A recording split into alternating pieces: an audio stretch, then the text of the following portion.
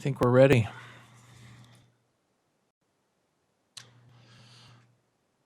I'd like to call to order our regular meeting of the Planning Commission of the Town of Gilbert. We'll start out by Pledge of Allegiance. Ashley, would you lead us in that?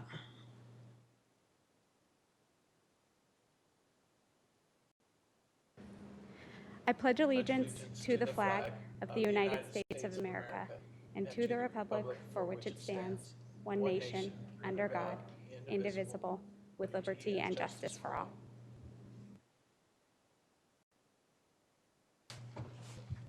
Okay, roll call.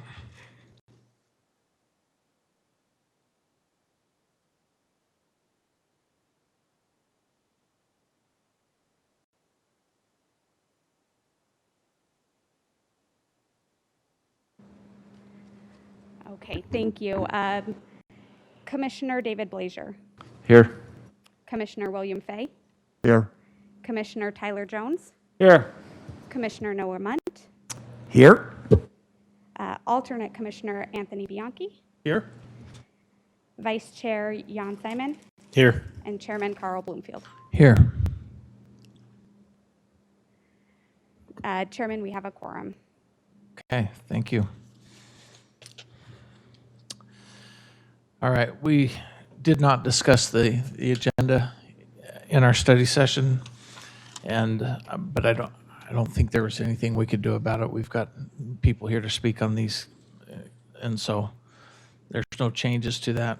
Could we have an approval of the agenda, Vice Chair? I'll make a motion to approve the agenda as written. Thank you. Is there a second? Second. Second by Commissioner Munt. All in favor? Aye. Okay. Now to the communications from citizens portion of our meeting. At this time, members of the public may comment on matters within the jurisdiction of the town, but not on the agenda. Our response is limited to responding to criticism, asking staff to review a matter commented upon, or asking that a matter be put on a future agenda.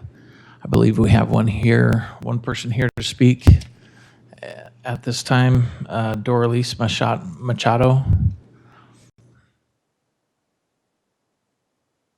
And if you're here, I'll take a minute, Doralice.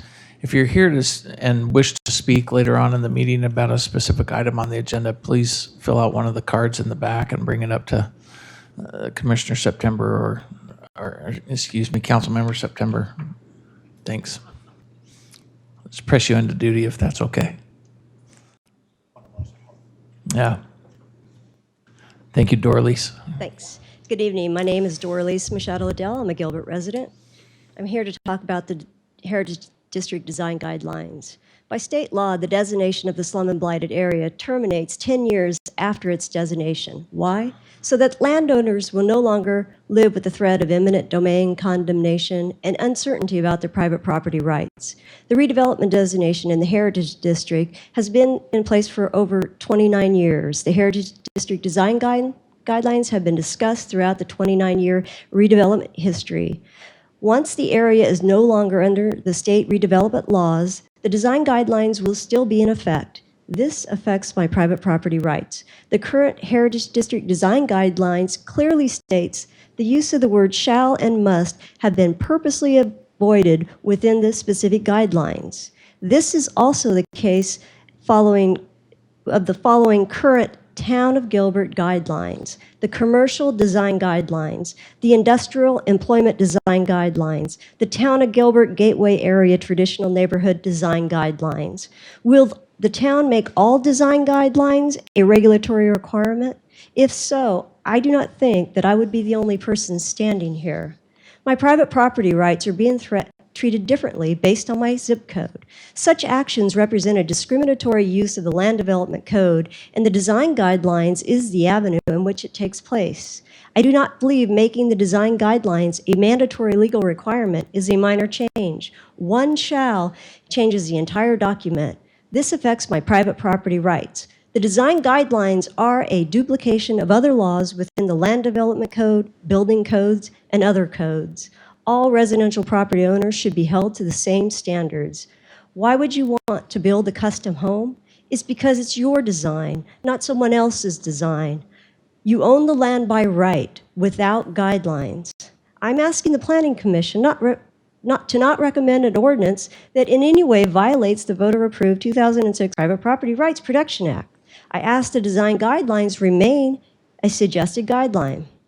I'm asking the Planning Commission, as a property owner, would you want me to take away your property rights?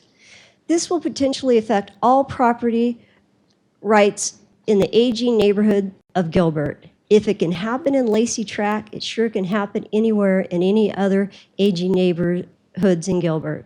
Other questions? What is the definition of a substantial change? Who determines it? The town is increasing the cost by design review fees. This will hinder redevelopment efforts. The town is not reducing regulation, it is increasing it. The town is not streamlining the process, it is making it more difficult. I'm more than happy to answer any questions. I know I can't, and that thank you for allowing me to speak. Thank you.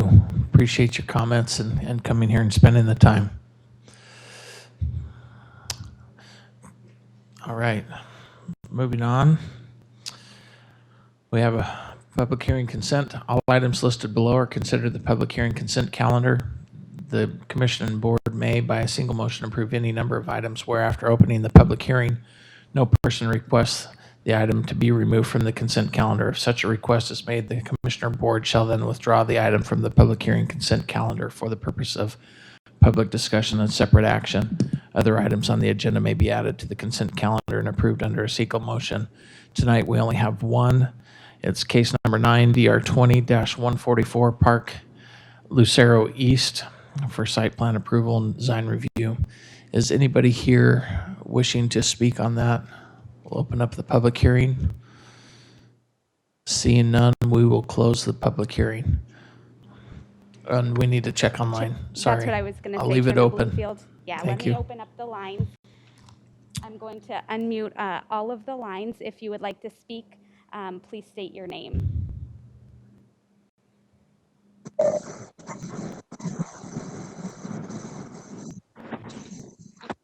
Hearing nobody. Okay. Thank you. We will now close the public hearing for the consent calendar. Vice Chair, do we have a motion? I'll make a And I motion. think, Chair. excuse me. Chairman, I'm going to abstain from this vote. Okay. Commissioner Blazer is abstaining. Go ahead. I'll make a motion to approve item 9 on the consent agenda, DR 20-144, Park Lucero East. Okay, we have, is there a second? I'll second that. Commissioner Jones seconds. All in favor? Aye. Any opposed? Okay. Moving on to public hearing non-consent. Commissioner Bloomfield, Yes. excuse me, right here. Yes. Could we skip item number 8? Oh, I have done that 2 months in a row. I'm so For sorry. the second time. Oh, I'm going to highlight it next time. I'm gonna- Just kind of wondering if he feels the council member is forgettable. Oh, man. That's my Don't fear. add insult to injury over That's here. my fear. Councilmember September, please. Thank you, Chairman Bloomfeld. I trust everybody had a wonderful holiday with family and friends, and I want to wish everybody a happy new year. I certainly hope that 2021 is definitely better than 2020. I only have one announcement this month, and next Tuesday, January 12th, Gilbert will inaugurate our new mayor-elect Bridget Peterson, Councilmember Scott Anderson, and Councilmember Kathy Tilkey. So that's my update for today. Thank you very much for your service, and I look forward to working with you this year. Thank you, Councilmember September. Again, I apologize. Dang it. Yeah, I'm going to blame that on the vice chair. No, I'm not. No, I'm not. Okay. The non-consent public hearing items will be heard as an individual public hearing and will be acted upon by a separate motion. During the public hearings, anyone wishing to comment in support or in opposition to a public hearing item may do so. If you wish to comment on a public hearing item, you must fill out a public comment form indicating the item number on which you wish to be heard once the hearing is closed, and there will be no further public comment unless requested by a member of the commission or the board. Tonight, we have 2 items, both relating to the same project. One is a general plan and the other is a zoning case for Lamb Lane. items number 10 and 11 on our agenda. We will open tonight by hearing a presentation by Stephanie Bubenheim on Lamb Lane. Thank you. Good evening, Chair and Commissioners. This case tonight is GP 2004 and Z 2009 for Lamb Lane. Minor general plan amendment and a rezoning case. For the vicinity area, the site is 5 acres. It's located west of the southwest corner of Val Vista and Ray Road, in this red area right here. We're going to move in just a little bit closer so you can see a little bit better. But general surroundings around the area are a church, an LDS chapel to the west. To the north is Ray Road and the Western Skies Golf Course. And then to the east and south of the subject site is Ashland Ranch subdivision. Right adjacent to the site is one of their common open space areas. Just an overview, again, the site's 5 gross acres. It's currently zoned single family 35. There's one single family residential home that's been on that site since the 70s. The applicant is proposing to do a minor general plan amendment from residential 2 to 3.5 dwelling units per acre to residential 8 to 14 dwelling units per acre, and that zoning would change to multifamily low. So the request is to do a multifamily 41 residential unit site plan, and they also are requesting a planned area development overlay. So they have some modifications that they're requesting related to the building height, landscape setbacks, and the common open space percentages. Just to show you the change in our zoning and general plan map that they're requesting that I just kind of went over.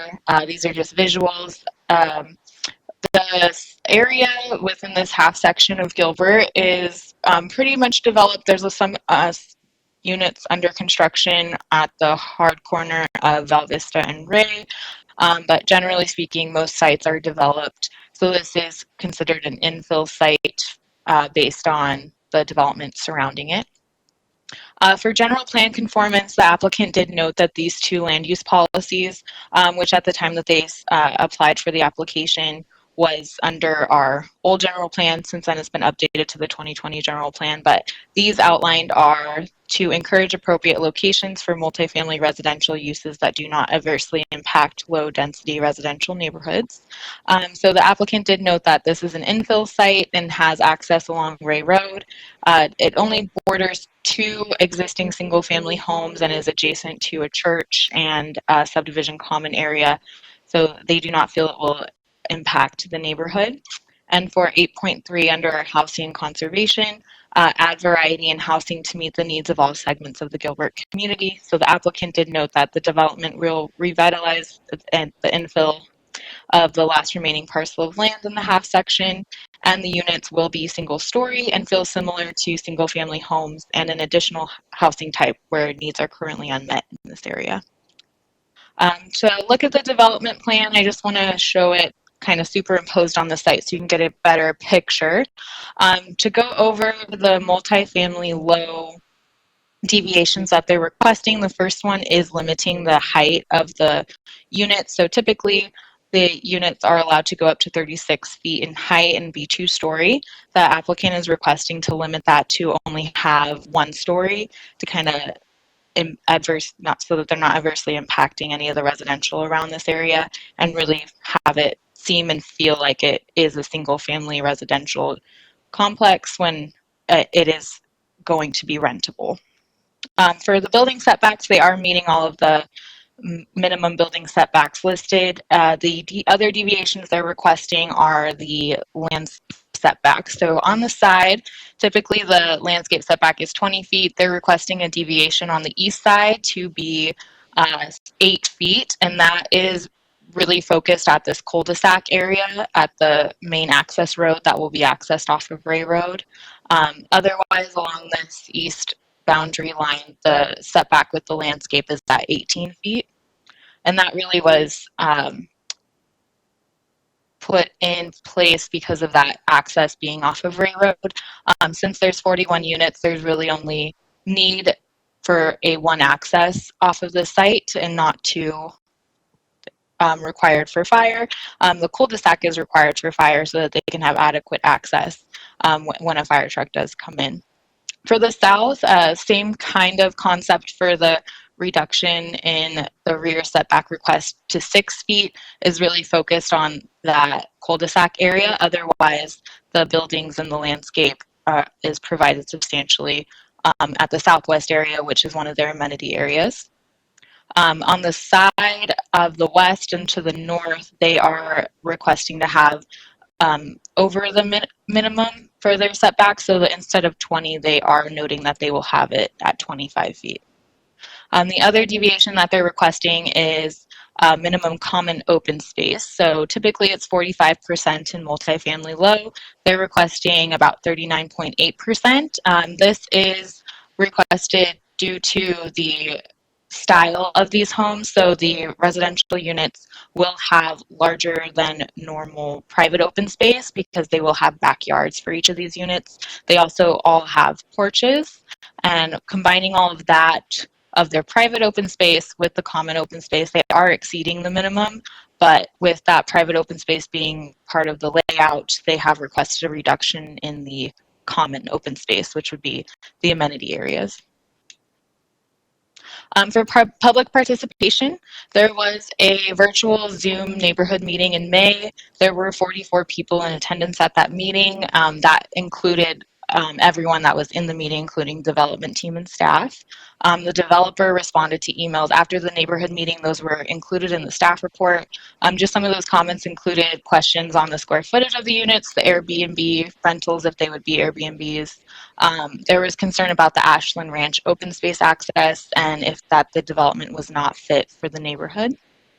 There was also an additional outdoor neighborhood meeting held at the subject site on October 14th.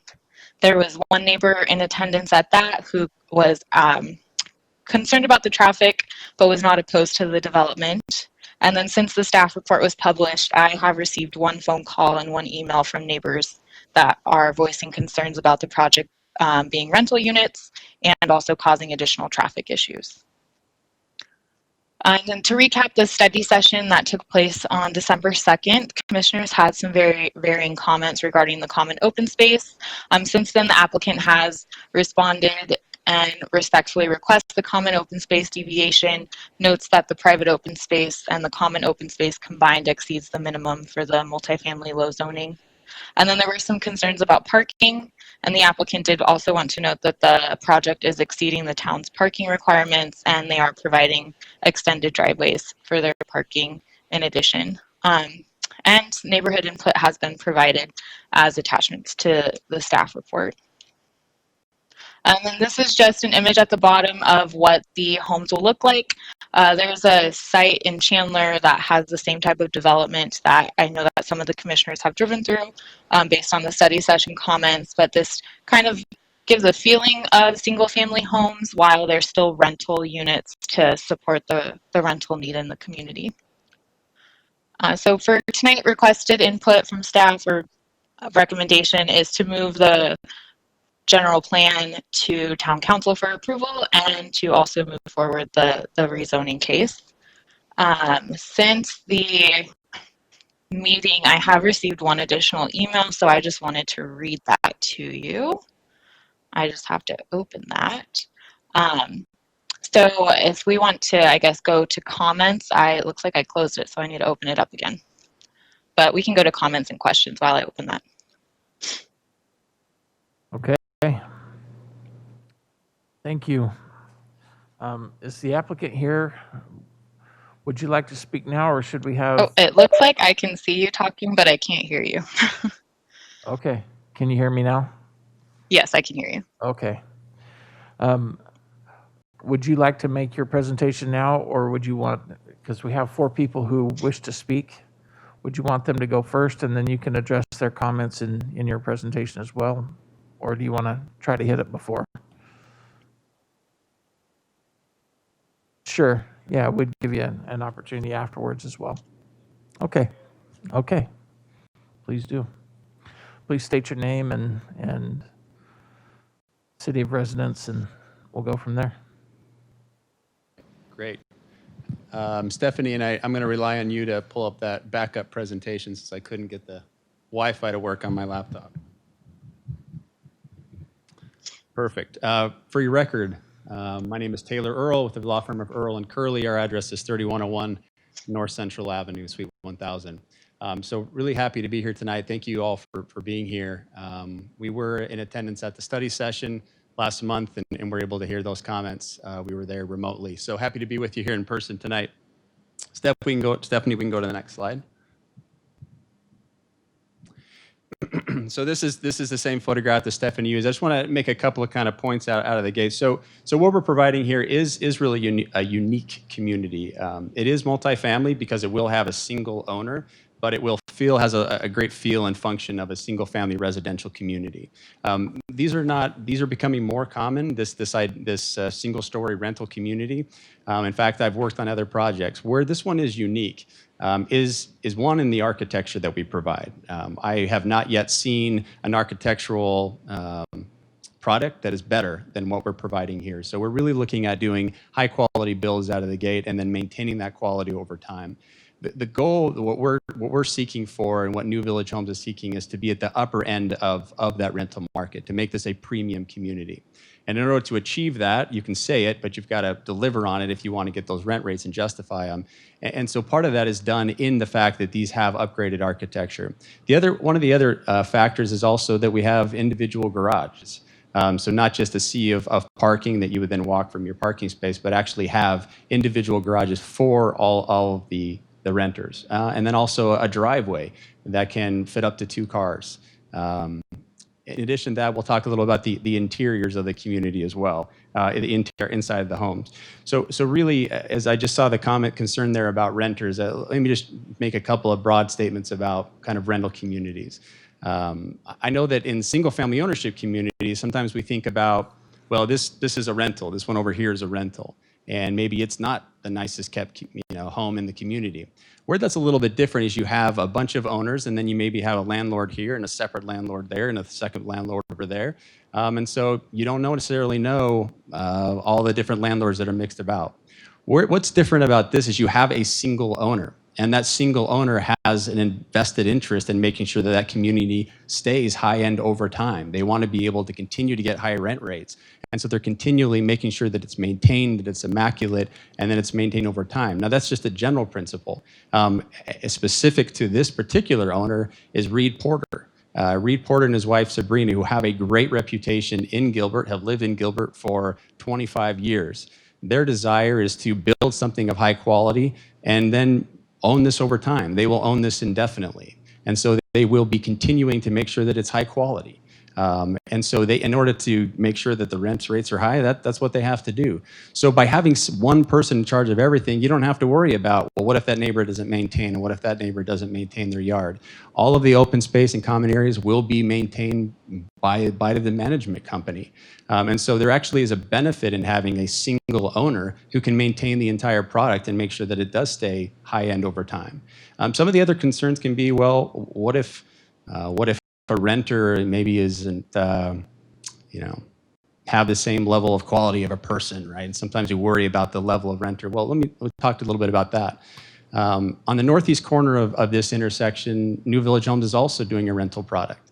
And as they've had people come in to rent, what they've noticed is that their credit scores are as good as what they're getting across the street where they had an ownership product.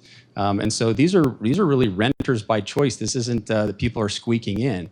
And that's true of also the higher end nature of what we're renting here. And so that the rental rates here are quite high. And so this is a luxury product. There are many people who are renters by choice. Would this work for everybody? No, not necessarily. I have 6 kids. A product like this wouldn't work for me, but that's okay. My mother, who is a widow now, it would work great for her. In fact, we started talking about this type of product for her most recently because she doesn't need a lot of space and she wants to have things maintained. And so there is a great desire, and what we found in other communities, that one that Stephanie mentioned, is that we're getting a lot of renters that are senior renters, single women who are looking at this type of product. So in the general plan, there is a desire for variety of housing. So we don't want everything to be exactly the same. We want to make sure that Gilbert residents have multiple options. And as we're near employment areas, we want to make sure that there is density for that employment because it helps to support it. So just wanted to kind of make those points out of the gate. Let's go to the next slide, Stephanie. So again, as I mentioned, just to give you a preview of a little bit of what's on the interior, again, we're at that upper end of the price point, so we need to be delivering quality. And so we have raised ceilings, just to point out a few things here, granite countertops, high-end cabinetry, window treatments that are superior flooring treatments. And so again, it's all about those details to make sure that this continues to be at that upper end. All right, next slide. So just from a broader perspective, what I wanted to point out on this slide was just looking at what Stephanie mentioned, that we're really talking about one of the last developed parcels in this entire area. This is that last parcel of the Riggs property, and I know that the Riggs are here and speak as well. But we're not talking about a very large parcel. It's only 5 acres, so very small, only 41 homes. But also we're talking about really the end of development in this immediate area. Let's go ahead and go to the next one, Stephanie. And so as infill happens, the first thing that I think of as a consultant when somebody brings me an infill project, I immediately ask the question, what's the compatibility of what's around it?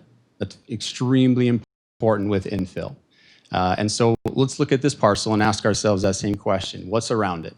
Well, you have open space on the east and south, which makes it easy. You don't have any neighbors on that side. You have the church there on the west side, and then you have those 2 homes on the southwest.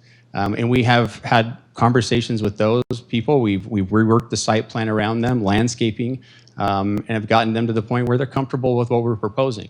A big benefit, and one of the other questions I look at is, what about the height? If we're going in next to existing residents, are we going to be introducing a 2-story product where they've never had a 2-story next to them? Now they have views into the backyard, a common concern. So by having a product like this, it's all single story. We're capping the height at single story under the zoning so that it would be forever at that single story height. So you don't have that immediate concern. One of the other questions that we come up to is, what about circulation? Are we going to be having cars exiting into somebody else's community? Here, by only having one entrance on and off of Ray Road, you don't have that concern either. And so when you start to check on all the infill development concerns, this is a very compatible development. We don't want homogeneous development. We want compatible development, and this absolutely meets that. Let's go to the next. Just went ahead and dropped in the site plan into the inlay there, into the aerial. Again, just to kind of point out how well that compatibility works. Again, next to those homes to that south. And again, just to highlight that we only have 41 homes here. All right, next slide. So earlier was mentioned that Brighton Place. This is really we can call it proof of concept. This has been in operation for over a year, and it's been extremely successful. This is in Chandler. We have always had these units be leased. Before they were available for rent, they were leased. And as somebody dropped off, there was a waiting list. Somebody immediately went. In other words, we've never had a time where any of these units have sat vacant. They've been extremely well received, extremely popular. And again, we've been able to maintain that price point I talked about earlier. So this isn't just some newfangled idea. We have established this, and it's been successful at what we're proposing here. I also wanted to point out, when this photograph was taken, this is an actual lived-in house. So the porch treatment you're seeing, that was true of what was there. And then same thing here, also with the cars in the driveways. As I mentioned, 2 cars fitting on the driveways, that isn't just an idea. This is an actual lived-in community. You can see someone has a large truck on the top, and then someone has 2 vehicles here on the side. And then also they have the ability to park within their unit as well. And so again, the architectural treatments with the porches and the porch living there on the top. Next slide. And again, just to give you sort of another sense of that view. One of the things that we've noticed, if you went to that community, you may have seen, depending on when you went, is that we found that people were decorating for holidays, Halloween, and then around the holidays, we expected that people would do the same around Christmas time. And really what that goes to is that people feel like these are their individual units. They feel like this is their home. And part of that also goes to, when we talked about architecture, variety of architecture. And what that does is, if somebody feels like my home looks like that home, that home, that home, that home, feels a little bit less unique. By having such a variety of architecture, you would see your home, your color, your style, and it may be several homes down. You'd have to walk a while to even see one that even looks like your home. And again, that goes to that idea of people feeling ownership over it. Next slide.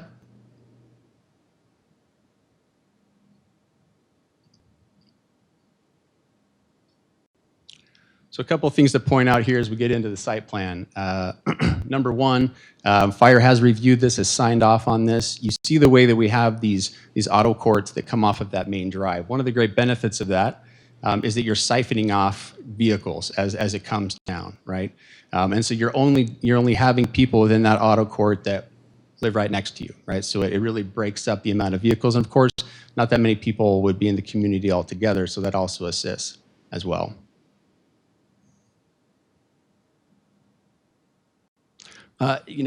Stephanie talked about the deviations, so I won't spend too much time on that. Happy to come back and revisit if the commissioners would like.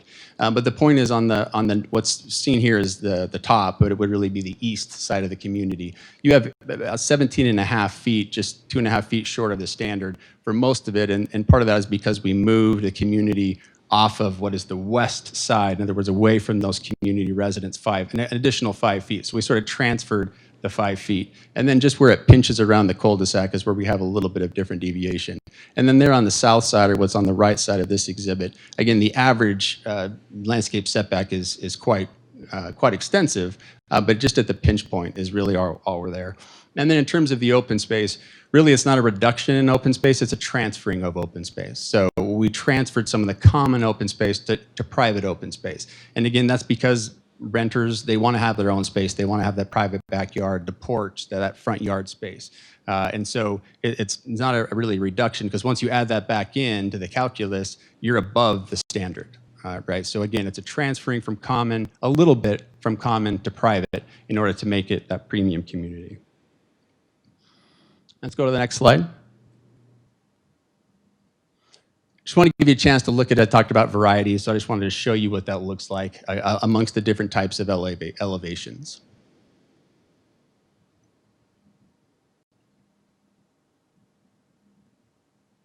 Next slide.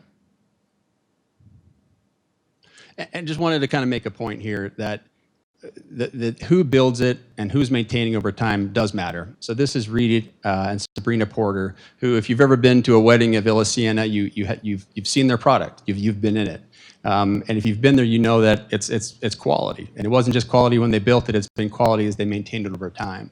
And so these are Gilbert residents who are trying to do a great community here that will really fit well into the fabric, that's compatible, that provides variety of housing, that provides a very nice residential experience, and that will be maintained at that level over time.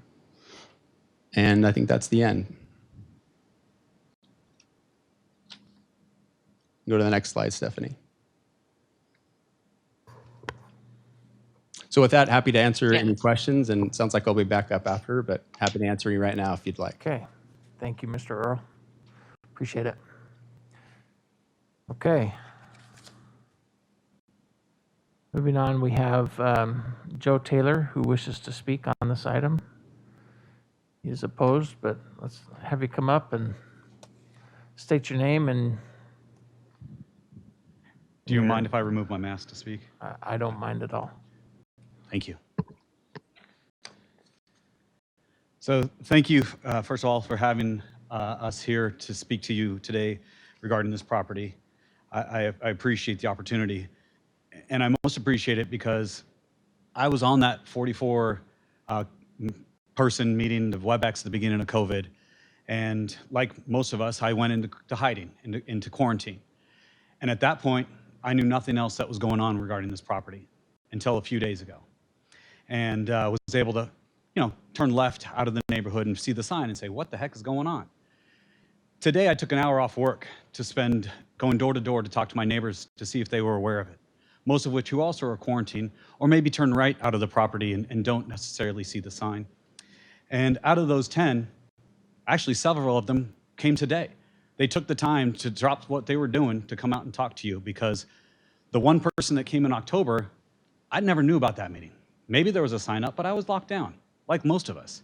I didn't get the emails that I was promised by Mr. Taylor, or whatever his last name is, when I sent my email saying, please keep me updated, I didn't know about it. And when I went door to door today, my neighbors will tell you, none of us knew about it. I live in Ashland Ranch. Sorry, I should have told you that. I've lived there for 20 years. Gilbert for 25. I believe one of you, or maybe it was him, I've lived in Gilbert for 25 years. Arizona for 50 years. I love this state. I love this city. Or, see, I'm starting to call it a city now because it's becoming that. I love this town. I came from the city of Phoenix. He mentioned he had 6 kids. I came from an area where a lot of people had 6 kids in houses smaller than that. And I got the hell out of there for a reason, because I wanted to grow up in a neighborhood where I could have my family go to the park that's going to back up to this, of which we don't know where these residents are going to go. I don't care that they're renters. I don't care if they were owners. I care about the fact that it's 41 people or residents coming into this 5-acre property that backs up to my park where my kids want to go, where our neighbor kids want to go. We don't know who these people are, renters or not. But I can tell you this, it's also going to pull down our property values. And that's very frustrating to me. When I bought this property 20 years ago, you know what drew my wife and I? Driving down Ray Road, past that property with horses on a pasture. That's what Gilbert is. I believe that's what your wife grew up with. That was the family feeling that you got, the old town Gilbert. 41 rental units, or houses for all I care, don't belong in this property. They already have the properties that he mentioned on the corner of Val Vista and Ray. Both of those corners have now been sacrificed, not by you potentially, but by this commission, to hundreds of homes. I know the traffic people are on here. They've done their due diligence. Was that during COVID when none of us were driving? I don't know. I can tell you it took a long time to get down Val Vista these days. And I used to drive it when it was a 1-lane road and stop signs. And I appreciated those days, but I appreciate the fact that the Heritage District is also improving in this town. I get it. But this property is not the right place. They already have the kitty corner on Val Vista and Ray. You're already doing the Val Vista and Ray other southwest corner that's now those big homes that are going there. You're filling in the hole on Lindsay and Ray, and I get it. But if you go back to his screen where they did the whiteout shot, that area is not filled in. There's other other acreage properties on the other side of that church that could potentially do the same thing. Oh, we're just filling in this hole. Well, this is a neighborhood that I moved to because of the fact that it's supposed to be the small town of Gilbert, not the city of Gilbert. And I'm just going to end with one last email here I got from our soon-to-be newly inaugurated mayor, who replied to my concern regarding this property. And I'm quoting, "It seems the potential request will be for a zoning change from 2 to 3.5 units per acre to 18 to 14 units per acre. Knowing this area pretty well, I don't feel this is the proper location for such a big change in zoning. I wouldn't be able to support this request. I would ask the developer to leave the 2 to 3.5, or perhaps an increase to 5 to 8 units per acre that probably is close to the surrounding zoning without looking it up for sure. This would provide a nice buffer between the single family and surrounding the church." That's per our mayor. One of the representative here stated that Reed and Sabrina would own this indefinitely. I don't think that's possible. Correct me if I'm wrong, but none of us live forever. He used a lot of nice words. They're pretty, and I get it. But with the mask on, I couldn't quite tell, but I believe it was Vice Chairman Simon that on an earlier project said, that's cramming a lot into a small space. And I think that's what they're trying to do here. You know, there are apartments being built down the road, just right at Greenfield and Ray. Like I've already stated earlier, we have the homes being built on the other 3 corners. So there is a lot of options in this area for people to live. And unless he's going to discriminate against the number of people that live in these homes, we don't know what the traffic is going to be. We don't know how many cars are coming out. The pictures we showed of the real living, nobody parked their cars in the garage, probably because they're putting other things in there. I have a 3-car garage and I can't fit 3 in it. I get it.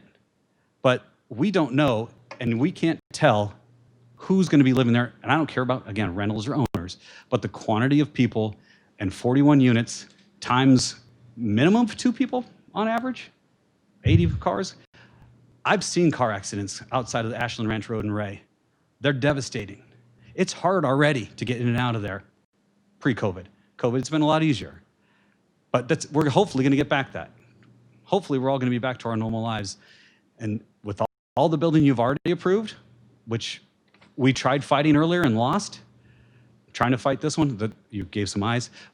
The property on the southwest corner of Ray and Val Vista was commercial initially. Now it's roughly 180. I don't remember the units. We want to keep our community a community. We want to keep Gilbert a town, and cramming in more units it is not what we're looking for.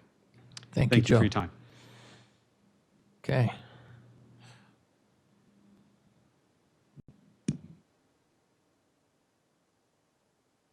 All right, next one is William MacArthur. He wishes to speak and is opposed to this item. So I just found out about this meeting and the previous meetings. I was part of the original web call that we did earlier this year. I sent in my emails, my questions, my comments, and asked to be included. I have not received any updates since that time. So I thought the project had been derailed or stopped until we got this. I'm gonna work from home, so I don't really go out of my neighborhood much other than to the grocery store. So I didn't know anything of this had happened. If I'm actually looking for property because I was trying to find a place to expand my family and build another home on my lot to take care of my mother, and this is not. And I'm really excited about it. Potentially this being for sale, but I never saw it posted. But I'm opposed to it because again, it's a minimum. Say like he said, 82 people that are in that area. That park that they have in there is very, very small for 82 people to use. So even the homes that they're building now that are rentals or patio homes next to us on the southwest corner of Ray and Val Vista, that's already not only 30% full, and those people are coming into our parks that my fees pay for, and they're utilizing those parks. If you build 82 more people that just have to hop a wall or walk around even a shorter distance to get to our park, that's really going to impact what I am paying for to maintain, and I don't think this is the right fit for such a small area. I like Joe said, I don't care if they're rentals, I don't care what they are. It's just that's too much density in such a small plot of land. So that's really all I got to say. Okay. Thank you. Thank you for coming out, both of you. Next, we have Rocky Riggs and Tina Riggs, who are in favor of and wish to speak. So you can either come up separately or appoint one or the other to speak, and I'll let you guys decide. Arm wrestle for it or whatever you want to do. Give you about 3 minutes each. My name is Rocky Riggs, and we own the property, my wife and I. They're saying that there's a lot of change. Well, I guarantee you, my father-in-law, 40 years ago, whenever he sold that property and they started building all those houses around him, he felt the same way, that everybody was encroaching on him and, what could he do? Change is coming. There isn't anything that we can do to stop it. So if we can sell a property and put a project on there that is going to enhance the property and be a flower or nice looking instead of, it scares us to death. My wife's family has been on that property for probably close to 80 years. And this is the last piece that they own of the original homestead. And we have great concerns about who is going to buy it and what their intentions were with it. We had several people come to us. The reason that we're selling the property is, I know most people don't understand this, but as you get older, you just can't take care of things. And so we feel bad as to what the property looks like now. We would love to have horses back on there, but they're just too much work for us. There's just too many things that don't allow us to do what we want to do, but yet we just feel that it is in the best interest of the neighborhood to sell this property. We want to stay in the area. So we have been very concerned on what we sell, what we do with, who we sell it to and what we do with it, because we don't want all of our friends. I mean, we've lived there for 20 years and been around that area well, Tina lived there as a child. And so we need to maintain what goes on there and are concerned as much as anybody.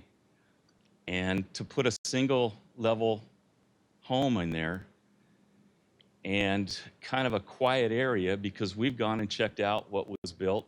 We checked it out for almost a year before, watched them build it, watched everything going on before we even considered selling. We had another offer on the property that would have been something that we weren't real happy with, and we just couldn't go with that. So for the property, for the use of it, I think this fits it real well. They have been extremely considerate to us in letting us make some suggestions. The reason it's called Lamb Lane is because of Tina's dad and grandfather. Their last name was Lamb. They've just worked with us. We were concerned about the egress because we wanted it to be so that they could get out easily. And they worked with us on different things. One of the neighbors complained a little bit, and they changed the whole design just to work around his concerns that backs up to the property. I don't think we could have a better new owner on this property than New Village Homes. Thank you. Thank you, Mr. Riggs. Mrs. Riggs. Hi, I'm Tina Riggs. Just intimidated by all of this, so I've just written down some thoughts. I've pretty much lived in Gilbert my whole life, 62 years. And we've lived on that property for 21 of those years. And when I grew up, Gilbert was a rural farmland area, agricultural area. And so there's been a lot of change, as my husband said. My father owned the land where Ashland Ranch is now, and he farmed that for years. And before that, his father owned it. And so this decision to sell, like my husband said, we need to downsize. We're getting older, and we haven't. This has taken a lot of thought and a lot of consideration, a lot of prayer. And I love the design that New Village Homes has with the farm feel. The homes have like a farm style look to them. We have fond memories of Gilbert, especially me. I went to Gilbert High, Gilbert Elementary. There has been a lot of growth, and I just feel like, I can remember Ray Road being just a rural road, and we could ride our horses, and we could, do all those things. And now they've made it, a road where there's traffic, but it's not overwhelming, and I feel like, as Rocky said too, Reed has been amazing to work with. He's really taken a lot of our consideration and thoughts to the plan, and I just feel like, this will just bring, yes, there are the ones on the other corner, but I don't know. We didn't take this lightly, and it's something that we really took a lot of thought. And I just hope that you consider that, and thank you for your time. Thank you. All right. Is there anybody else who wishes to speak on this item? Chairman Bloomfield, we have one resident at least that registered via WebEx to speak, and then I'll unmute the lines to see if there's any additional, if that's okay. Very good. Okay, so the first that registered via WebEx to speak is Wendy Fitzpatrick. So Wendy, I will be unmuting you now. Hi, can you hear me clearly? Yes. Okay, yes, I live in Ashland Ranch, and I've been living here for 16 years, and I do understand that we are going to be building up Gilbert. I totally get that. However, the amount of homes that are being crammed into that space is ludicrous. I've walked through Andalusia Village and I've walked through the rentals. You can barely get two cars to pass each other. They're going to be parking across the street when it's Christmas time and whatever to walk over. I walk my dog close to Ray Road, and I know we're going to have overflow. I'm not against putting in more homes, but this just smacks of total greed. If they want to make this upscale and expensive, then how about you take half those homes away? And the Riggs are really upset about selling this, but I bet you their wallets are not upset. And are they going to be living in such crammed areas? I guarantee the Riggs will probably be moving out where they're going to have property. Ashland Ranch, yes, did go in on the property that her father had, but we have space. We have wide streets. The houses aren't crammed together, which is what drew me to this. Out of all the neighborhoods I looked at, this is nothing but greed, and I'm all for capitalism. But the lawyer up there talking about this is wonderful. No, these are nothing more than apartments with 4 feet of space. They're row houses. And if you truly want its character and you truly care about the integrity of neighborhoods, then prove it by limiting some of the houses that are going in there. This is ridiculous. This will be the third one in the space of 2 or 3 miles. You have people crammed in like a tenement, and it's very upsetting. And also, I never received any updates, and I signed up for them. So I don't know what they're trying to do here, and my neighbors are furious, and half of them can't make it tonight. And why weren't we kept up on this? Why did I not get emails? Why was nothing mailed to our house? A flyer, nothing. This is flying under the radar, and it's upsetting. And all I can say is I hope the Riggs are happy. I hope they can sleep tonight with their fat wallets. And the same thing with the developers. It's how many people can we slam into the smallest space to max out our money? And it's going to pass because that's how it works. But I just want to voice my disapproval and the disapproval of my neighbors on my street in Ashland Ranch. Thank you. Thank you.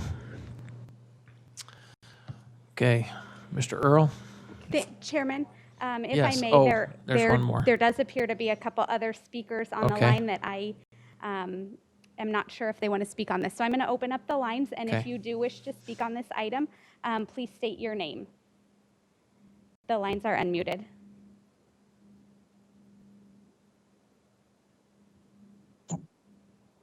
Hold on, they were not unmuted. Let me try again. The lines are now unmuted. If you wish to speak, please state your name. Hello, my name is Lisa May. Can you hear me? Yes. I feel like just from the tone that I'm hearing, I feel like this is I'm just going to go through the motions and you're just taking it as part of the motion. I agree with the speaker that this is just all going to be a routine, but I've only owned my home for a couple years here in Ashland Ranch. This is an area that I came to because of the wide streets and the way the homes were spaced. But I've become very disillusioned with the fact of the inability to get out onto Ray Road, unable to get out onto Val Vista. It's just very discouraging to hear that another 45 homes is going to be put in. I don't care if it's renters. That has nothing to do with my concern. My concern is the traffic, how small of an area that's going to be crunched in those homes. And I don't buy for 1 second what the attorney says, that this is going to be like little old ladies living in these homes. No, there's going to be families there. They're probably people who cannot afford to buy a home. They're going to be paying at the upper end of the market on rent, and their kids are going to be using our parks that we pay our monthly dues for. I appreciate the time. And by the way, I did not receive any notification of this. The only way I found out about it was through a neighborhood social media site yesterday. Otherwise, I would have known nothing about that. Thank you. Thank you. Is there anyone else? I don't believe so. Okay. Okay, Mr. Earl. You've got some issues to to address?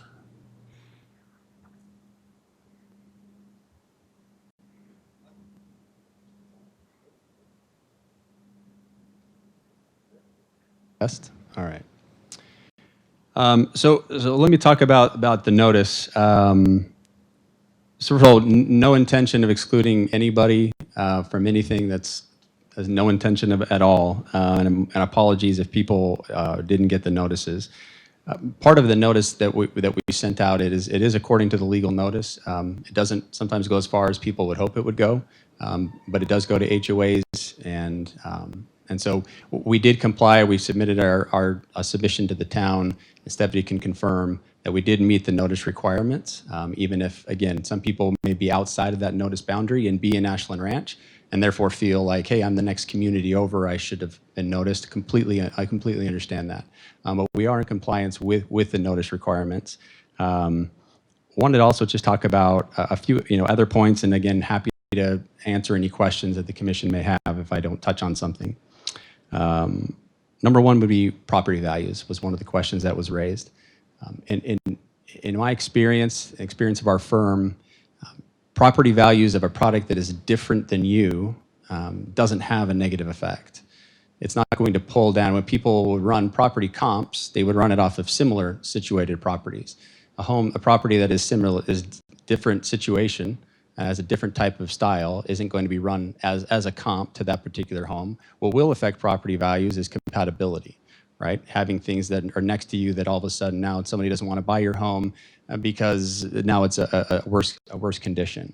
The reality is that in this area, with the employment in the area and with the infill, there is going to be a need for density. I believe that doing it responsibly is the answer to that question.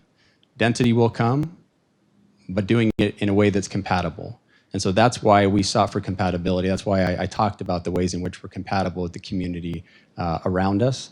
The fact that we've gotten the neighbors that are immediately adjacent to us comfortable with our site plan and made changes according to their desires, I think is very significant. We are trying to make it something that can fit into that area. For those who are unfamiliar with the product, simply looking at a site plan doesn't tell the story of what the community feels like. And so that's why we in that neighborhood call, directed people to go to that community, that Brighton community, and drive it and feel what that actually feels like to be in that community. The other thing to talk about is that when we think about a single-family home community, the thought is, well, at 2,000 square feet or 3,000 square feet with 15 or 10-foot side setbacks on each side, that we'd look at this community and feel like, well, the homes are smaller. So we would kind of go from that community and go down here. But remember, this is also where we're looking at people who are looking at other options would be going to an apartment. And so they may be looking at apartment rentals and asking themselves, do I really want to have somebody above me or beneath me to the side of me? Do I want to have to climb stairs? Do I want to have no open space? So we're looking at a somebody who's looking for a rental opportunity, and for them, this is a step up. This is a premium. They have their own garage, their own driveway, their own backyard, their own patio, their own front space. They're not sharing community, they're not sharing bedroom walls. So that's significant. And so in terms of somebody who's looking for a rental opportunity, this is an increase in that. And so yes, it is a rental. And one of the questions that was sort of alluded to was about price point. I can just make this statement. Obviously, we haven't gone to market, so that we have to be kind of careful when we talk about what these will rent for, but we can tell you just based off of our experience with Brighton, that we expect the one bedrooms to rent for about $1,200, $1,400, two bedrooms, $1,500 to $1,700, and three bedrooms, $1,800 to $2,000. And we're not just projecting what type of tenants we would expect to see here, we're basing that off of experience. Also experiences that we don't generate a whole lot of families with children who are often going to be using parks and whatnot. And so we have provided a tot lot. One of the other reasons people would use parks in their common open space would be for dogs. And so we have provided a dog park within our own community. And so we're providing the amenities that we know that our tenants are looking for, and they come and they see what's provided, and if it's not interesting to them, then they would move on to someplace else. But there is a market for the people that we have here. One of the emails I think that was read talked about we don't want to see 14 or 18 units per acre. Well, that's good, because we're not doing that. I think the statement was they could see maybe up to 5 to 8. So our density is 8.2. So for a multifamily project, this is very low. The confusion comes because we have to get into a district where you are allowed to have up to those densities, but that's not the density that we're proposing here. So again, 8.2 is the density. We did do a traffic study. That traffic study was already approved by the town. It talked about having a very minimal effect on the traffic in the area. I'll talk about what those numbers are. AM peak, cars exiting from this community during the AM peak hour would be somewhere between 15 and 25.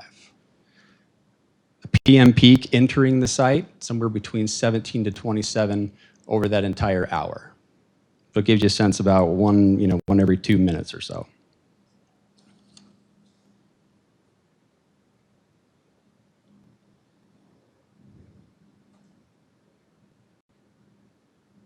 And then finally, again, I guess one of the things I do want to highlight is that the general plan doesn't call for communities to be exactly the same within a given area. What it provides for is to have compatibility, but it also provides for housing variety. And so we think we're providing that in the way that is compatible with the area. So again, happy to answer any other questions if there's points that I haven't addressed from the comments that were made. Okay, thank you. Commissioners, do you have any questions? Chairman, if I Yes. may interrupt for just one more moment, I apologize. There is one more person on the line we just got notified that does want to speak. Okay. So I don't know what order you want to do that in, if you want to ask your questions of Mr. Earl, or if you No, want to. let's keep the public hearing open and let the public speak. Okay, all right. I am going to unmute the line for a Charles or Katrina Campbell. So you are unmuted. Hi, my name is Kristen Campbell, and I just had one question for you.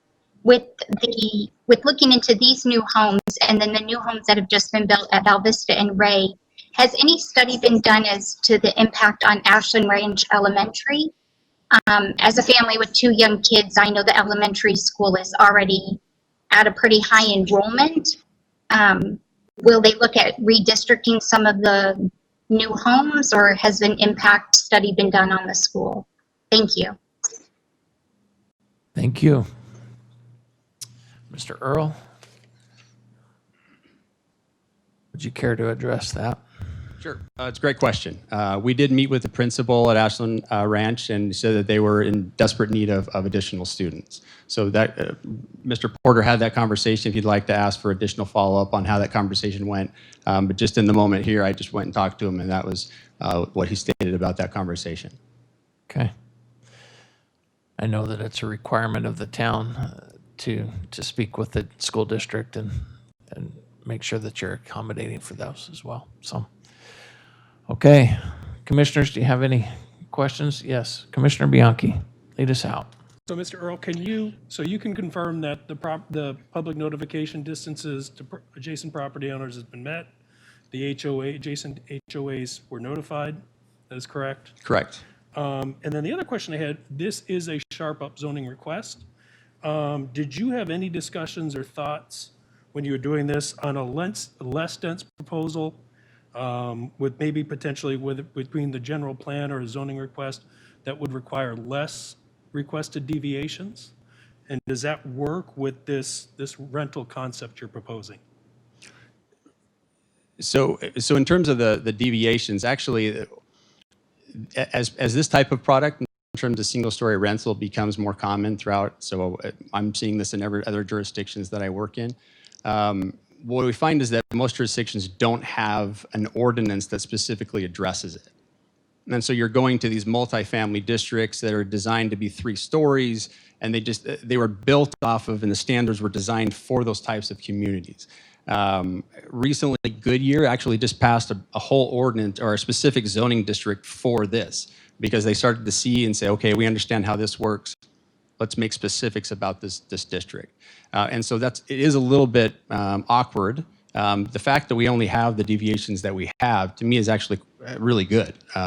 Because again, and I can walk through each one of them, but I think they're all very well justified.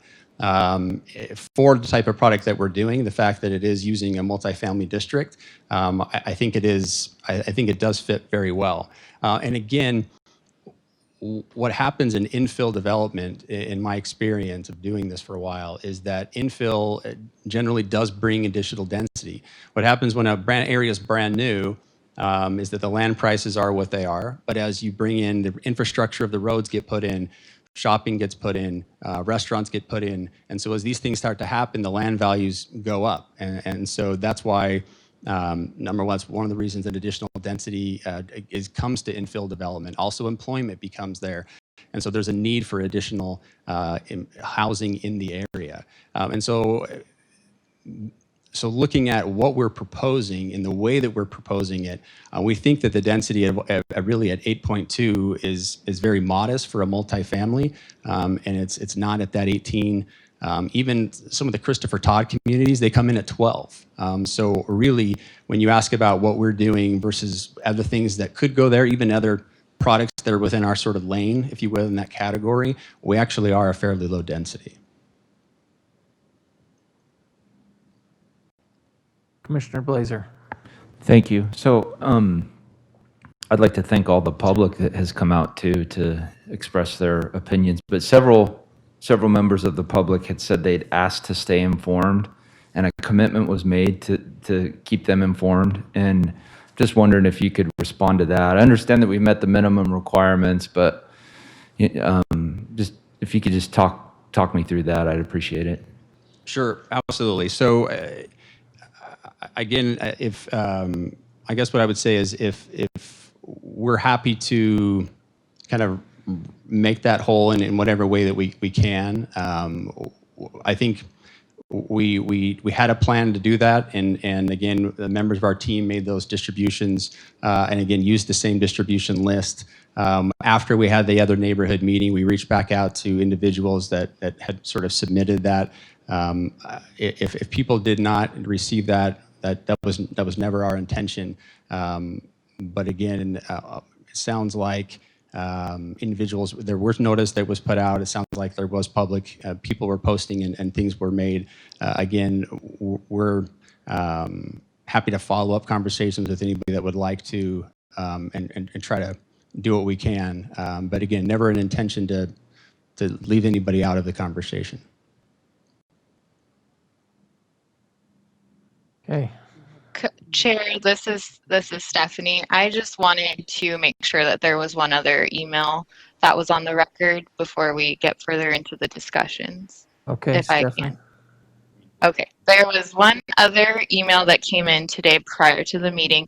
It's from Sean BQ.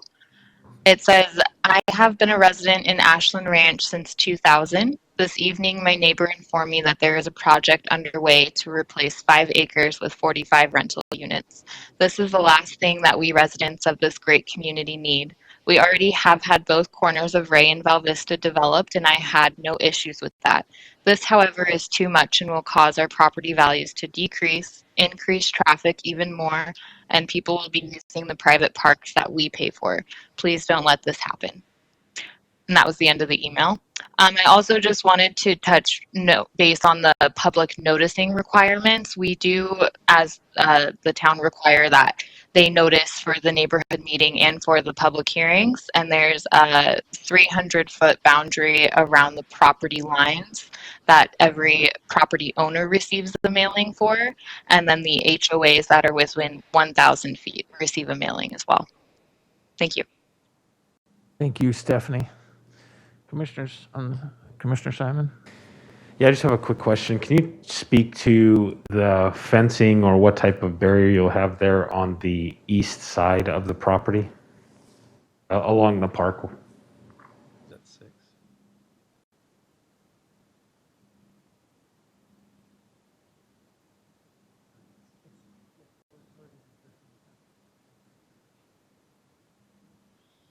So the wall that we will incorporate is actually a wall that's already in existence today. It's between 6 and 8 feet, and it would be solid all the way. There's no access points in between our community and that open space.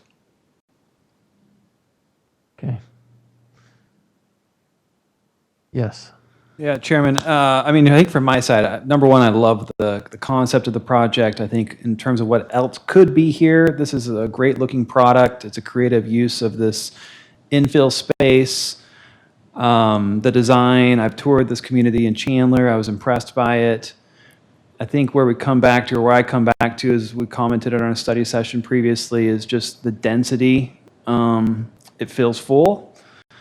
I have concern, I expressed it previously, about the parking. I think we're going to have issues here. This tandem concept and the 25 guest spaces, I don't think will work. And I think another concern has been expressed is this, there's been some sort of a disconnect here with the adjacent area. I appreciate that the meeting was back in May. They had pretty good attendance, but for some reason the follow-up has kind of fallen through there. So from my side, I would be opinion to say that there needs to be more work done here. I like it, but I think it needs further refining. Okay, anybody else? Questions, comments? Commissioner Fay, do you have anything? I do actually. Taylor, I had a number of projects with your father, half of them in opposition. And I noticed you referred to your mother as a widow. I had no idea. I'm real sorry. He was I'm an attorney also, and he was I know it's sure it's a loss to your family too, but it's a loss to our entire community. He was one of that class of just real classy attorneys. I'm real sorry. Commissioner Fay, could you speak into the microphone a little more? Apology. I was actually really talking more to Mr. Earl. I'm sorry, but at the loss of your father. Yeah, I worked with his father in opposition in cases. Sorry, that's just kind of it hit me when you said that. So, this is the Riggs' private property. They have the right to sell it, and whoever buys it, including the Riggs, have the right to develop it. I think there's no reasonable expectation that it's going to stay a farmhouse. My kids and some of my friends get tired of me talking about what it was like when the cotton fields and the four-way stop signs were here. I used to work with Mike Riggs. He's still a friend of mine out in Maricopa. And if my friends and kids get tired of me saying it, I get tired of, because for crying out loud, the Riggs family, they've been here since Christ was visiting them for dinner, it seems. But I think the key piece here comes down to, I think you said it, variety versus compatibility. And while I appreciate it's not 18 or whatever density, 8 is still a pretty big lift. This does seem like an awful lot packed into a fairly small property. And the reason we need the variances and the open space is so small is because we are packing so many houses into a fairly small property. I like the better than apartments, these little houses. I like the idea. I do think parking's going to be a bear, but they do technically meet the standards. And I do vote in favor of things, even if I don't like them, if they meet the technical standards. And I think this does. I think we need to revisit the idea of counting parking in garages. But okay, it is what it is. But the open space and the density is crushing. And I think we're even to some degree relying on the adjacent parking open space as why the mitigating factor on the loss of open space or the loss of the setbacks. And I think the people of Ashland Ranch are legitimate. There will be people here with kids, and that they will play, and there's almost no open space. They will go around, and even though there aren't barrier or openings in the wall, there are openings at the sidewalk. They'll just go up there and go around to the park and walk their dogs up there and everything. And I think that is a spillover effect. It's maybe not a huge one, but it is one. Jay said something about it. There's probably some more work to be done here, and I think there probably is more work to be done here at this density. It's just a heavy lift, and I'm just not altogether comfortable with what we're packing into a fairly small project. Thank you. Okay. Mr. Chairman, may I address? Sure. Okay. And just again, on the open space, I just want to make a comment that we are transferring some of the common open space to private open space. So it isn't that we are losing open space. We could rip out the backyards and eliminate all those things and meet the common open space requirement. But we think that would make an inferior product. So we're just taking some of that and transferring it into private open space because we think that's what the renters want. They want to have some of that open space be private to them, be fenced in their area in the backyard and the front yard and those things. So it isn't really a reduction so much as it's a transferring of the open space. And then I can also speak to the parking, Mr. Chairman, if you would like. Yes, please. Yes, please. Thank you. So would you agree then that in Ashland Ranch, let's say that everybody's backyard is open space? Because what you're saying is you're getting around the open space by calling it their yard. And I don't believe by definition that's what open space is meant to be. So I just want to make sure that's what I'm hearing. Are you saying that if this were in a normal size single family development, you would say, well, we don't need that park because they have a backyard? Well, actually, that's a great point. The reason that the common open space requirement is less in single-family developments is because people have their own yards. The standard in a single-family community is very low, and I don't know at the top of my head, but generally it's around 15% or 20%. I hear it's 45. And it's 45 because typically in multifamily, there is no other open space besides common open space. And so you give a lot to offset the fact that people aren't getting their own. And so while we're doing this hybrid product, we're kind of meeting somewhere in that middle where we are providing people. So we're really following the same model that is typically used in the ordinance. If you have your own private space, we don't require as much common area. And so it's actually a great point. Okay. I agree with you. When I first heard that, it seemed very fuzzy math, kind of like COVID math, but any other comments, questions? Yes. On the other development, how long has that been leasing homes? The one that's similar, that's right down there. It's been a little over a year. And do you do leases on a monthly basis or yearly? So then the idea that it's been fully leased and it's like a year old isn't really that remarkable? 6 months, I think, is our minimum. Okay. And I can just tell you, it's a great question. I appreciate the critical comment. On the northeast corner, we have Hampton. All those are fully leased out. We haven't built it yet. They're not available to people move in. No, I was speaking more to the continuity where you said they were fully leased and they still are. If Sure. it's like a year old, that's not quite as remarkable. But nonetheless, I appreciate what you're saying, so, okay. And Mr. Chair, you said you'd like me to address the parking. I'm happy to do Yes, that. please. Okay. So again, just the standards that we're required to have are 78 spaces, and we're providing 109, and that does not count having 2 spaces on the driveway. I noted that that is possible. You can see that's how people are using it. That's not part of the calculus. If we were to add that in, we would have more like 150. But just counting the 1 and counting the parking in the garage, that's how we're getting to 109. And then we also have additional guest parking spaces, I believe it's 25, that can fit along that road. We also have a parking addendum that is signed by everybody who comes in that says they will not use that guest parking for individual. And while you may be credulous about our ability to enforce that, because maybe you've seen your own HOAs not be able to, what I would just say is that we have more power over the ability to tow people than you have in an HOA because it's public streets and an HOA can't just call and have things towed, right? So they can give tickets and things like that, but it's a little bit less enforceable, whereas we have that addendum, plus we have the ability to tow people.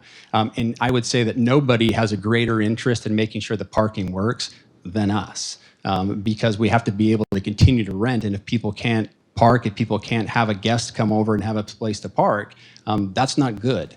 And so we build these according to what we have seen, what we've studied, what we know to be the case. And so we believe we're providing more than enough. Again, these aren't designed to have, a big group of people come into your home. I mean, they are small units. And so we believe that the guest parking we're providing in addition to the parking that's provided for each person is ample. And again, if we're thinking about what the parking situation is like in an apartment where you're going to have, maybe you get one covered space and then you've got some guest spaces out there, this is a premium parking scenario. It is a little bit different, but we believe it is an upgrade, and I think our renters think the same thing, that they have their own parking space on their lot where they can just park right next to their home as opposed to having to park in a parking lot and then walk up. Plus, it eliminates the need for a sea of parking. Okay. Appreciate it. You have done a great job. Thank you, Mr. Earl. With that, are there any other questions or comments that need to be made from the public or to the public? And then we'll bring it to the dais. We'll close the public hearing and bring it to the dais. Is that okay?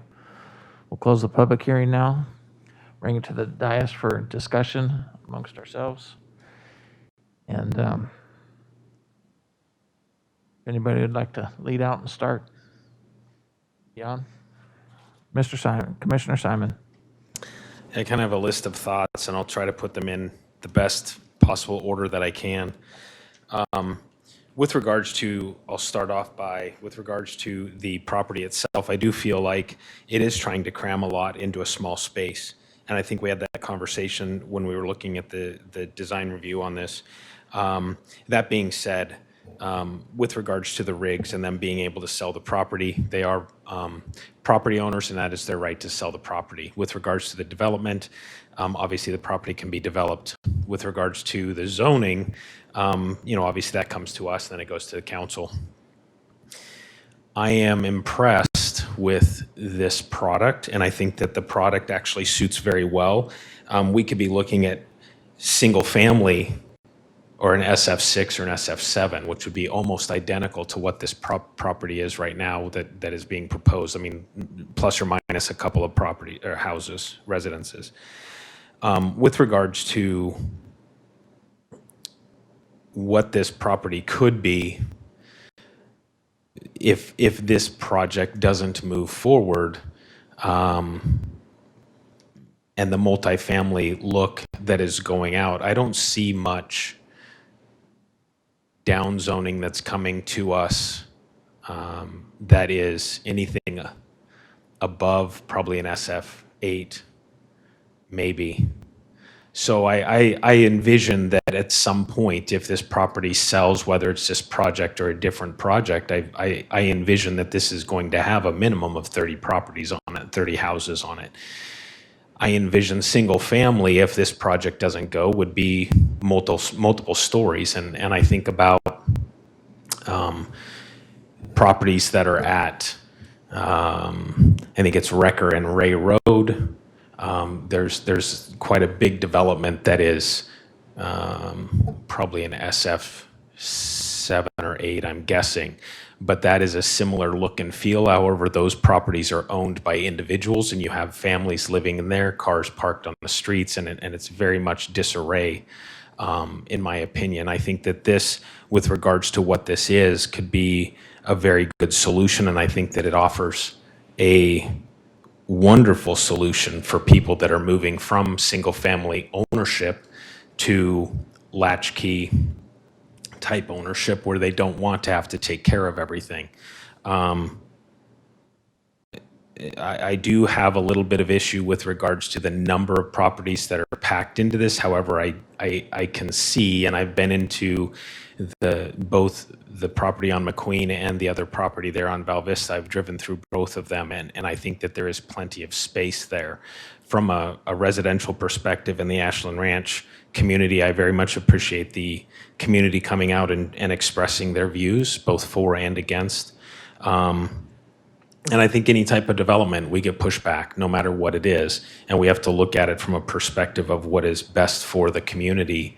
And I think that this product is a product that probably is needed. And I think that with the way that it can be controlled, it could be a very good thing. So that being said, I would be for the product. The last comment I will leave is the longevity of it. I think that initially there will be controls, and I think as long as it's owned, but once it goes through, a couple iterations of sales, there could be, ownership down the road where there could be issues. That being said, I don't know that is necessarily our concern here. Okay. Anybody else?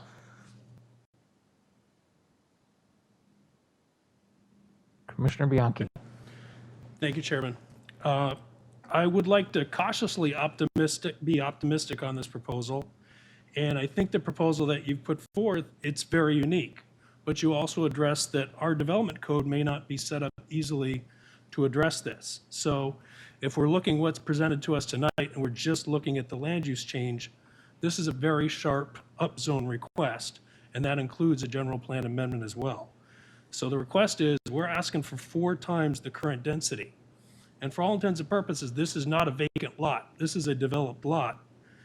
And, you know, I would tend to look to see this type of development in areas with more density already. It's not age-specific or age-restricted zoning, so that means all of these aged residents and their needs will be utilizing the property potentially, as people said, with the potential of adjacent property as well. So with that, I do have concerns. I think it's difficult to support such a large density increase in this particular area, including that it includes a general plan amendment. So those are my thoughts. Thank you, Commissioner Bianchi. Anybody else have any comments? Okay. We've had a long hearing here tonight on this one issue. We're here to hear general plan and decide on a general plan and zoning amendment, zoning change. And we've heard from residents both for and against. We've addressed noticing issues, traffic, densities, property values, park usage, schools, and utilization of the schools.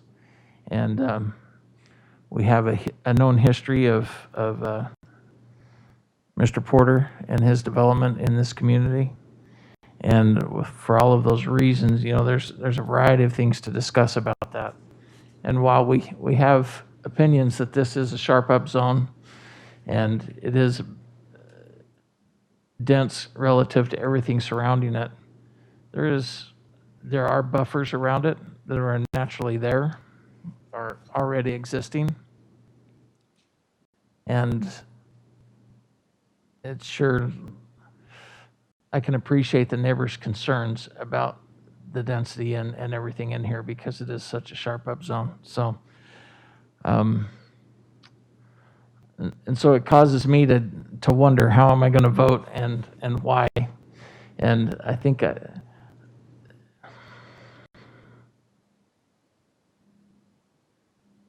I'm still torn because I could go either way on this one and sleep peacefully because of the way it is. But I believe that you've put together a great project. I do like the product. It is becoming more and more used in the town, and maybe we need to address it instead of having it be a multifamily where it comes in as a multifamily medium and then, hey, we're not looking for any deviations except for pluses. Well, that makes it look a lot better, but it doesn't really address the sharp up zone. I've been in development as a civil engineer for over 25 years, and there was a time in the town where going from one zone to the next, you only went one zone change up, and that was how you accommodated the density, and the one layer had to match the one next to it, you know, so you kind of stepped down from whatever was less dense to more dense, even within your own development. So things have changed dramatically in the town since those days, and I've been reminded of it by former commissioners and everything as well. So I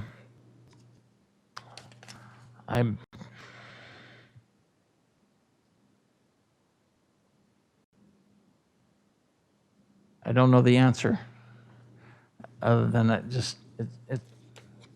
we hear the residents, we hear the concerns, and we appreciate those concerns. Even though this meets the requirements of the town in this area, we are still being asked to approve a general plan amendment and a zoning change that we don't necessarily have to.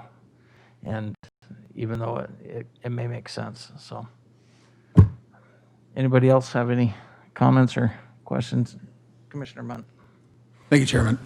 Yeah, I'm with you as well. I happened to look at this, and I think the feel of everything, and I even said it during the last study session, that I think it's a very unique product. I think it's kind of cool, and I think that some people really do enjoy it. But it does come down to the place with which it's being placed. And I understand it's an infill. And the question I have is, how is it that so many citizens are just now coming out and saying this? And I understand how communications can get lost, but there's one thing that developers know exactly how much they exactly have to do for the minimum. And saying that HOAs are going to contact people, I would say is not an accurate statement of, if you were to say you need to get a message to somebody, you wouldn't send it to an HOA and expect it to happen. And I think that saying we're going to notify people goes a little further than simply doing the absolute bare minimum. If I was to go pick my daughter up at school, I don't drive by, and if she's not out there, tough luck. I did the minimum. You should have been there. You know, and not saying that you should use that same idea, but to say that we've done everything and tried to contact them. The last time we heard all of this, we sat and listened to almost that the people that lived adjacent to it were excited and couldn't wait. And they were so excited to have this, you know, and then there was even going to be this dog park.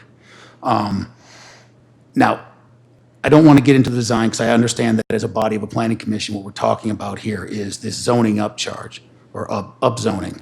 And I frankly think it's extremely dense. I think that adding open space as a backyard and saying that parking spots are, there's hundreds of them in this, when if you were to overlay this spot onto these other houses, you might get 4.5 of those houses in it. And I guarantee you those people don't each have 30 cars they could fit there.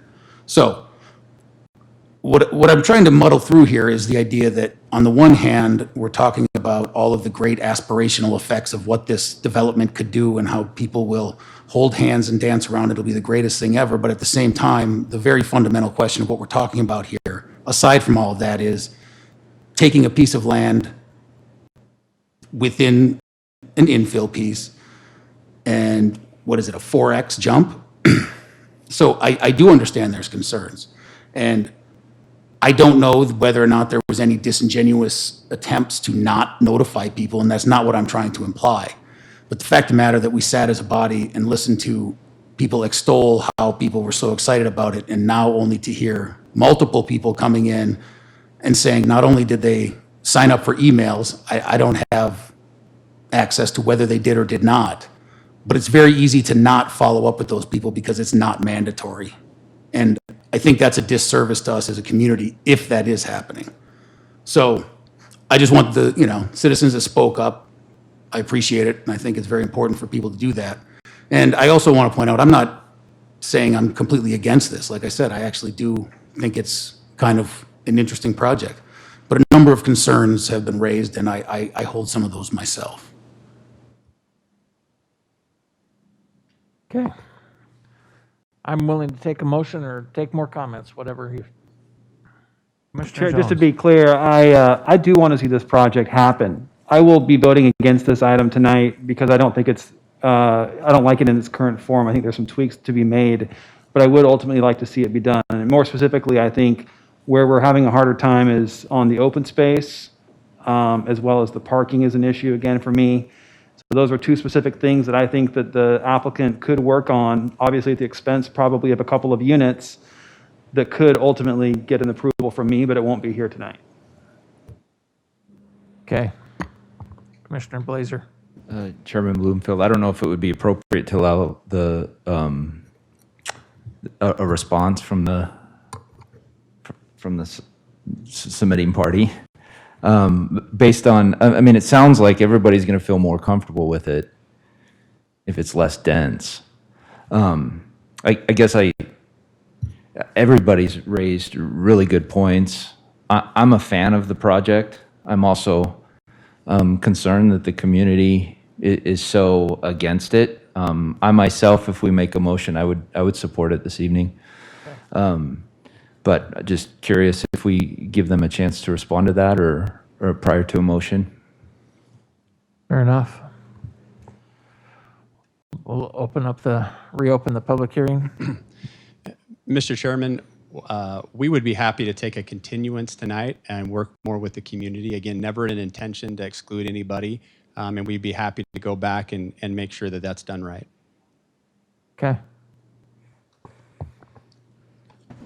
Commissioner Blazer. Can I ask a quick question, I guess, to the dais here? Yeah.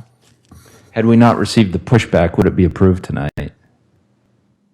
because we've all expressed concerns, all on the surface. So I'm just curious.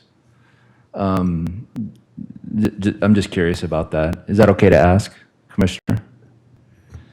Yeah, that's fair enough to ask. Yeah, just curious. People don't have to answer, but yeah. Okay.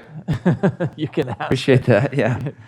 So, Commissioner Bianchi. Yeah, I guess my opinion would be, that was the question that I asked Mr. Earl, was they've done their due diligence and let the folks know. You know, it's, if you're an Ashland Ranch and you're saying, I haven't heard about it, if your HOA was notified, then it's the HOA's responsibility to notify the residents as well, to kind of help with that outreach. That's why they have that provision in there. But no, I don't think it wasn't the neighborhood pushback that got my attention. I think it was last month, based on the comments that I'd heard during the study session, where the concerns came back. And again, where we just focus on the land use request and the density, that's where my concern is. And I appreciate the response. I think it helps the submitting party No, I understand kind of agree. where we're coming from. Okay.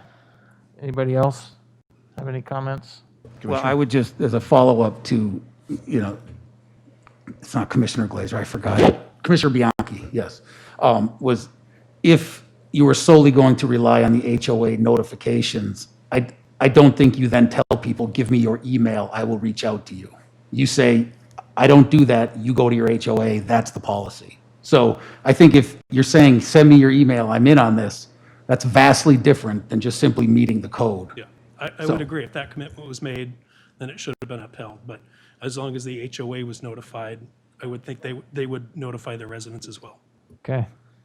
And to Commissioner Blazer, I'll just add in, I won't say that the public comment completely dissuaded me. I had the same issues with the tiny park, feeling as though it's really crowded and everything, and I thought the density was a bit tough, but I still like it. I do like the product. So it isn't solely that, but that definitely is something to me that is a little alarming. Like I said, it seemed like we've talked to them, they're practically throwing a party for it, and then here we sit and it's not quite that, so. Okay. Chairman? Shall we close the public hearing now, or do we still want to ask a question? I do have one comment. The public comment, or the public comments did weigh heavily with me. The public notice did not. I've dealt with that before. There's always pieces. You do your best, and there's always people you don't get to. Or, but I've been kind of a loud opposition in a number of projects, and this being one of them.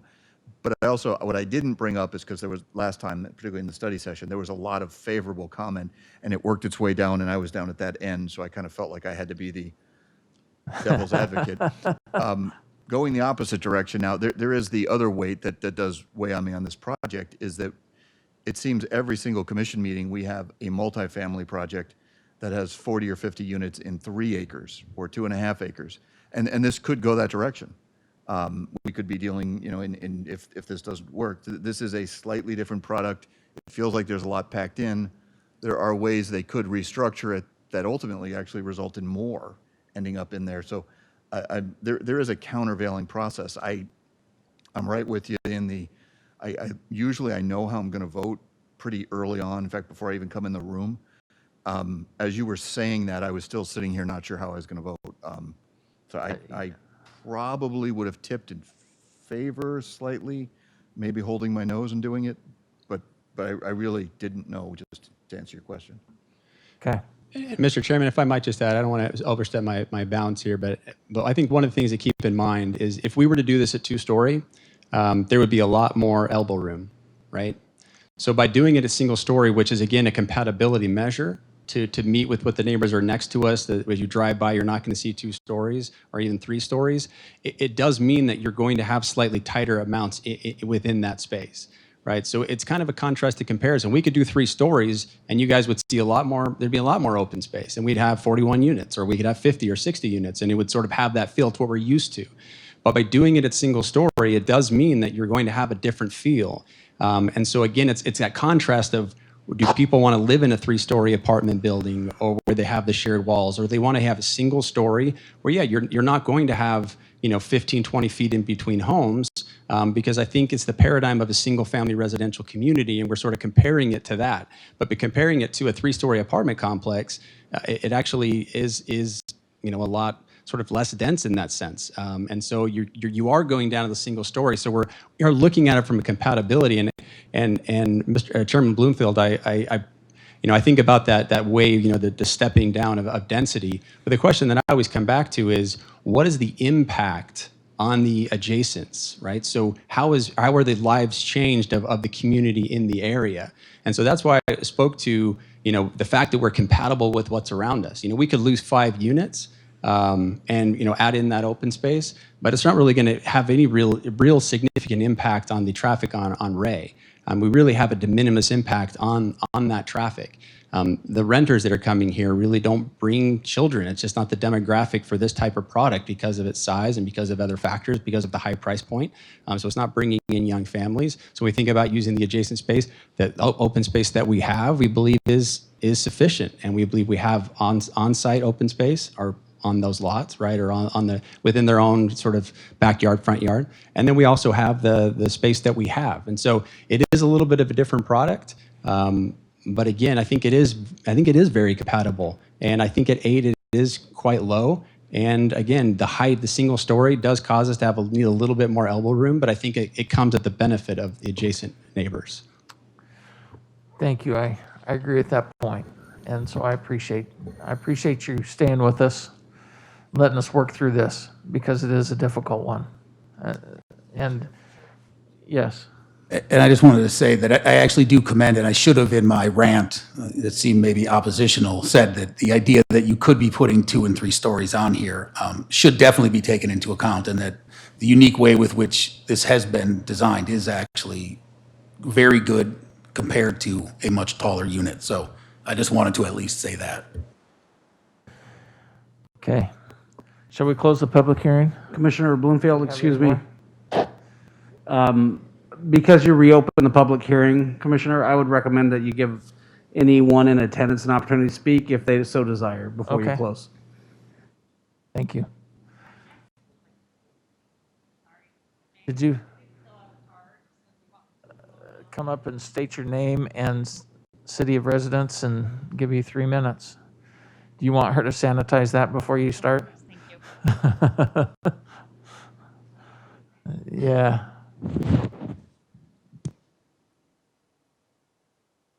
Come on, Ashley, we wanted to hear you clean that thing, so. My name is Kim Tinsley, and I am a resident of Ashland Ranch. And like the others who have spoken tonight and who are here, the only time I heard about this project was last May. There was a meeting, I was unable to attend that meeting. I have never heard another word about it until tonight. And when I saw the sign driving by on my way home from work tonight, the rezoning sign. Like someone else stated, I thought that the project had been stalled, that it had ended at the May meeting, and that was the end of it. I've lived in Ashland Ranch for the past 3 years. I've been in Gilbert for over 20 years. And like many others, several of the comments here tonight, one of the reasons that drew me to Gilbert, I originally came from the Midwest. I like the small town feel. I like the farmland. I like that community feel. And there were comments made earlier about the Heritage District and how people think about the Heritage District and how it's maintained its character. As we continue to do away with all of these open spaces in Gilbert, we're doing away with the character in Gilbert. And we're taking away the whole reason I moved to Gilbert. I love Ashland Ranch. I love Gilbert. I love the area. But in the past 3 years since I've moved there, they've rezoned the southwest corner of Val Vista and Ray. They've rezoned the northeast corner of Val Vista and Ray. And now this proposed project. I believe there's 60-some homes in the northeast corner of Val Vista and Ray that are all rental, will now all be rentals, very similar project. 180 individually owned homes, but the 3 or 2-story structures at the southwest corner, and now a potential another 45 residents with, we've heard, 3 bedrooms, so up to 3 or 4 people in those 3-bedroom homes. So the amount of increase in the population that we've seen in that very small intersection in the last 3 years has just been astronomical. And I do leave for work every day, and I'm an essential employee, so I have been driving throughout COVID. And there are times when I can barely get out onto Ray Road, even during this quarantine period. Coming home at night, the traffic is awful. There are constantly accidents at the intersection of Val Vista and Ray. There are accidents down further outside of Ashland Ranch on Val Vista. I think that and again, as several of the others said, this is not a rental issue. This is the number of homes that are being placed in a very small area. And I do disagree with the attorney representing him saying that, the developer, he's going to own these and indefinitely. That's not going to happen. I've lived near apartment complexes. I've lived near other communities. A year from now, he can turn around and sell that place. And then we have 44, 45, or 41 units, whatever it ends up being in there, that are either all bought by someone else who doesn't maintain the property, or maybe they're sold off individually and no HOA and nobody maintaining the property because Mr. Porter will no longer be involved. I think that the fact that, and I basically do feel that this was ramrodded into us tonight, but from the notice of a neighbor tonight and then seeing the sign on my way home from work tonight, I would have had no idea that this was happening. And I only live 2 streets in from where that community park is, that this proposed development will abut. So I do believe that I should have been notified of this. And I've sat there tonight, I've listened to everyone's comments, and I understand everyone's positions, but finally I just felt like I had to add my own, and whatever the council decides, they'll decide. But I really do think that you need to think long and hard about the residents of Ashland Ranch and those who are here speaking out against this project, because we do have $500,000 homes in that neighborhood, and we moved there for a reason, and we are homeowners, and we plan on being there. So I think you do need to take our thoughts into consideration. Thank you. Thank you. Okay. Ashley, is there anybody online that wishes to speak or address? I am going to Since we opened it up. unmute the lines just to verify. So give me just one moment and I will do that. Okay, the lines are now unmuted, so if you wish to speak on this item, please state your name. My name is Lisa Mays. I just wanted to respond to what I felt was a very rude comment. I didn't catch the name of the council member. If your HOAs don't tell you, that's not our problem, sort of the intent that I got from that conversation. He may or may not be aware that the HOA has changed in the Ashland Ranch area. I can't attest to why we didn't get notified, but I know we were not notified. And I think that it was just poor planning on the developer's part, that they didn't go to a little more effort than just what the law required. That's all I wanted to say. Thank you. Thank you. Mr. Earl, give you a minute or two to wrap up. Yeah, Mr. Chairman, at this point, we would actually request that we have a continuance. We would like to do that.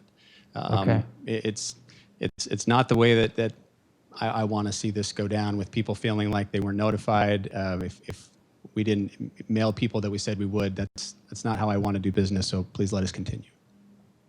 Okay. All right. We'll close the public hearing now. Bring it up to the dais. Anybody care to do the honors of making a? Well, I'll since the applicant is requesting a continuance, that I would make a motion that we continue. Do you have a date at which you'd like to continue this to? Do you want a month, 2 months? I'm not sure when we can get it on the agenda next. Thank you very much. I think 2 months makes sense. It gives us time to notice people and have at least one, if not 2 neighborhood meetings, follow-up meetings. Again, I don't want people to feel like that, and let's have additional time to work through that and talk through that.